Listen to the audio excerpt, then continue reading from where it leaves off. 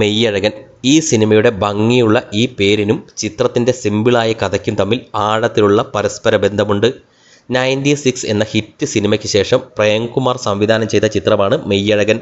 സൂര്യയും ജ്യോതികയും ചേർന്നാണ് മെയ്യഴകൻ നിർമ്മിച്ചിരിക്കുന്നത്. കാർത്തിയാണ് ചിത്രത്തിലെ നായക കഥാപാത്രമായി വരുന്നത്. തുല്യ പ്രാധാന്യത്തോടെ തന്നെ അരവിന്ദ് സ്വാമിയും മെയ്യഴകനിൽ എത്തുന്നു. ശ്രീവിദ്യ, രാജ്കിരൺ, ദേവദർശിനി, ശരൺ ശക്തി, ജയപ്രകാശ് തുടങ്ങി ചെറിയ താരനിരയാണ് ചിത്രത്തിൽ ഉള്ളത്. മനോഹരമായ ദൃശ്യങ്ങളും സംഗീതവും ചിത്രത്തിൻ്റെ പ്രത്യേകതയായി തോന്നി. ഗോവിന്ദ് വസന്തയാണ് സംഗീത സംവിധായകൻ. കമലഹാസൻ ആലപിച്ച ഒരു ഗാനവും ചിത്രത്തിൻ്റെ ഹൈലൈറ്റായി തന്നെ തോന്നി.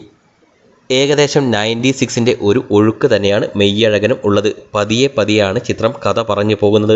പ്രണയത്തിൻ്റെ എലമെൻറ്റ് ചിത്രത്തിൽ ഫിക്സഡ് ആക്കി വെച്ചിരിക്കുന്ന ഒരു സംഗതിയാണെന്ന് തോന്നി. മറിച്ച് രണ്ട് വ്യക്തികൾ തമ്മിലുള്ള ബന്ധത്തിൻ്റെ സ്നേഹവും മറ്റു വികാരങ്ങളും നിറച്ചാണ് വൺ ലൈൻ ആയുള്ള മെയ്യഴകൻ്റെ കഥ മുന്നോട്ട് പോകുന്നത്. ഉദ്ദേശം 2.25 മണിക്കൂറാണ് ചിത്രത്തിൻ്റെ ഡ്യൂറേഷൻ. ദൈർഘ്യം കുറച്ചുകൂടെ കുറയ്ക്കാമായിരുന്നു എന്ന് തോന്നി. എന്നിരുന്നാലും സിമ്പിളായി നീങ്ങുന്ന മിതത്വത്തിൽ അവതരിപ്പിച്ചിരിക്കുന്ന ഗ്രാമത്തിൻ്റെ ഭംഗിയും സ്വഭാവങ്ങളും ഉൾക്കൊള്ളിച്ചിരിക്കുന്ന ചിത്രമാണ് മെയ്യഴകൻ. ഇനി കഥാപാത്രങ്ങളിലേക്ക് വന്നാൽ, കാർത്തിയും അരവിന്ദ് സ്വാമിയെയും കേന്ദ്രീകരിച്ച് നീങ്ങുന്ന സിനിമയിൽ ബാക്കിയുള്ള കഥാപാത്രങ്ങൾക്കും അവരവരുടേതായ പ്രാധാന്യം കണ്ടു. വളരെ ലൗഡായ ഒരു ഗ്രാമീണനും നിഷ്കളങ്കനുമായ കഥാപാത്രമാണ് കാർത്തിക് ലഭിച്ചിരിക്കുന്നത്.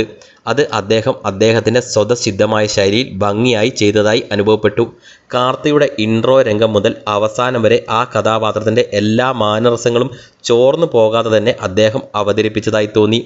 അരവിന്ദ് സ്വാമിയുടെ ക്യാരക്ടറിനെക്കുറിച്ച് ഉൾവലിഞ്ഞ തരം കഥാപാത്രമാണ് അദ്ദേഹം. കാർത്തിയെ കാണുന്നത് മുതൽ ആ ക്യാരക്ടറിന് ഒരു വ്യതിയാനം സംഭവിക്കുന്നതും സന്തോഷവാനാകുന്നതും അരവിന്ദ് സ്വാമി ഭംഗിയായി ചെയ്തു.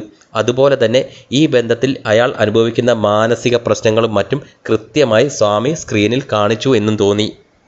മെയ്യഴകനിൽ തമിഴ്നാടിൻ്റെ അല്ലെങ്കിൽ തമിഴ് ജനതയുടെ ചില ഇഷ്ടഘടകങ്ങൾ റെഫറൻസായി കാണിക്കുന്നും ഉണ്ട്. ജല്ലിക്കെട്ടിൻ്റെ സീക്വൻസുകൾ കാണിക്കുവാൻ വേണ്ടി 20 മിനിറ്റോളം ചിത്രത്തിൽ ചെലവഴിച്ചിരിക്കുന്നു. ധോണിയുടെ ജേഴ്സിയും ധോണി റെഫറൻസും ജല്ലിക്കെട്ട് ബന്ധപ്പെടുത്തിക്കൊണ്ട് തന്നെ സംവിധായകൻ പറഞ്ഞു പോകുന്നുണ്ട്. ചിത്രത്തിൻ്റെ ചില ഏരിയകളിൽ പടം ഭയങ്കരമായി സ്ലോ ആകുന്നതുപോലെ തോന്നി. അല്ലാതെ വേറെ നെഗറ്റീവ്സ് ഒന്നും തന്നെ തോന്നിയില്ല. അതുപോലെ തന്നെ അതിഗംഭീര അനുഭവം എന്ന് പൂർണ്ണമായും പറയുവാനും കഴിയില്ല. 96ൻ്റെ ഒരു സ്ട്രക്ചർ തന്നെയാണ് ഈ ചിത്രത്തിന് ഉള്ളതെന്ന് വേണമെങ്കിൽ വ്യാഖ്യാനിക്കാം. അഗാധമായ സ്നേഹബന്ധത്തിൽ ഉണ്ടായിരുന്ന രണ്ട് വ്യക്തികൾ കുറേ വർഷങ്ങൾക്ക് ശേഷം വീണ്ടും കാണുമ്പോൾ സംഭവിക്കുന്ന കാര്യങ്ങളാണ് ചിത്രത്തിൽ സംവിധായകൻ ഇവിടെയും പറഞ്ഞിരിക്കുന്നത് എന്ന് കാണാം.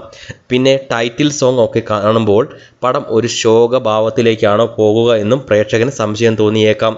പക്ഷേ പിന്നീട് അത് മാറുകയും ചെയ്യുന്നു. ആകെ നോക്കിയാൽ വളരെ സിമ്പിളായി അവതരിപ്പിച്ചിരിക്കുന്ന, ഡിസിപ്ലിൻഡായി സംവിധാനം ചെയ്തിരിക്കുന്ന ഒരു ഫീൽ ഗുഡ് തമിഴ് ചിത്രമാണ് മെയ്യഴകൻ. തരക്കേടില്ല, സാറ്റിസ്ഫൈഡ് ആണ്. തമിഴ് ഫീലിംഗ്സ് ഉള്ള ഒരു ഓക്കെ മൂവി.